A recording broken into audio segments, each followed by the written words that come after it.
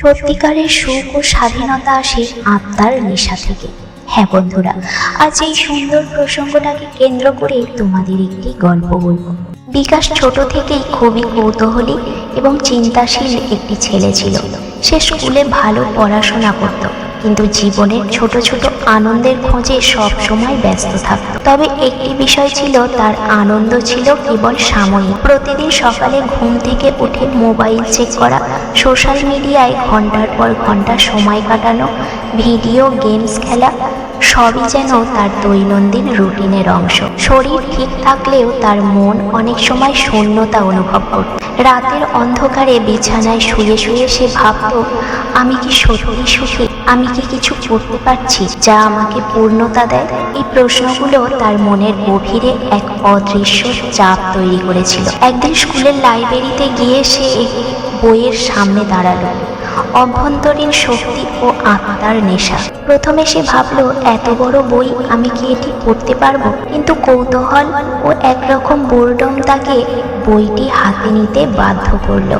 বইটি পড়তে পড়তে বিকাশ বুঝতে লাগলো, মানুষের সব থেকে বড় নেশা কোনো মাদক ভিডিও গেমস বা সোশ্যাল মিডিয়ার আনন্দ নয়। মানুষের সব থেকে গভীর নেশা হলো নিজের আত্মাকে খুঁজে পাওয়া, নিজের লক্ষ্য ও স্বপ্নের দিকে মনোনিবেশ করা, নিজের ভেতরের শক্তি আবিষ্কার করা। মানুষের আত্মা যদি উদ্দীপ্ত হয়, তা তাকে শারীরিক আনন্দের সীমা ছাড়িয়ে সত্যিকারের সুখ দিতে পারে। পরের দিন থেকে বিকাশ নিজের জীবনে পরিবর্তন আনতে শুরু করল। প্রতিদিন সকালে উঠে সে ধ্যান করত, নিজের লক্ষ্য নিয়ে লিখত, ছোট ছোট কাজ শুরু করত যা তার স্বপ্নের দিকে নিয়ে যেত। শরীর মানছিল না, মন বারবার মোবাইলের দিকে ছুটে যাচ্ছিল। কিন্তু বিকাশ বুঝতে পারল, এটি স্বাভাবিক। শারীরিক নেশা আবদার সবসময় আত্মার নেশাকে চ্যালেঞ্জ দেয়। দিন মাস কেটে গেল। বিকাশ তার পড়াশোনা আর সৃজনশীলতার প্রতি মনোযোগ বাড়ালো। সে ছবি আঁকতে শুরু করলো, ছোট গল্প লিখল এবং প্রতিদিন কিছু না কিছু নতুন শিখে। এই অভ্যন্তরীণ নেশা, নিজেকে ভালোবাসা, নিজের ক্ষমতা বোঝা তার জীবনে নতুন আলো নিয়ে এলো। একদিন স্কুলে একটি আর্ট প্রতিযোগিতা অনুষ্ঠিত হলো। বিকাশ কিছুদিন ধরে তৈরি করা একটি ছবি নিয়ে অংশগ্রহণ করল। ছবিটি সরল কিন্তু গভীর ছিল। বিচারক বলল, এই ছবি শুধু চোখে নয়, আত্মাকেও স্পর্শ করে। বিকাশ তখন বুঝতে পারল, শারীরিক কোনো আনন্দ তাকে এত গভীরভাবে স্পর্শ করতে পারত না। তার আনন্দের মূল উৎস হলো আত্মার নেশা, নিজেকে খুঁজে পাওয়া, নিজের সৃজনশীলতার উদ্দীপ্ত করা, নিজের সম্ভাবনায় বিশ্বাস রাখা। বছরের শেষে বিকাশ তার বন্ধুদের সাথে গল্প করছিল। সে বলল, আমি বুঝতে পেরেছি, নেশা শারীরিক বন্দী করে, কিন্তু কিছু নেশা আত্মাকে উদ্দীপ্ত করে।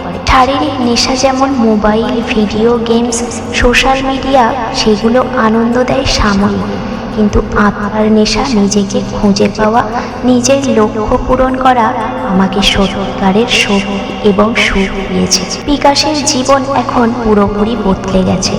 সে এখনো মোবাইল ব্যবহার করে বন্ধুদের সাথে মজা করে, কিন্তু তা তার নিয়ন্ত্রণে। তার জীবন এখন আত্মার নেশা নিয়ে পূর্ণ।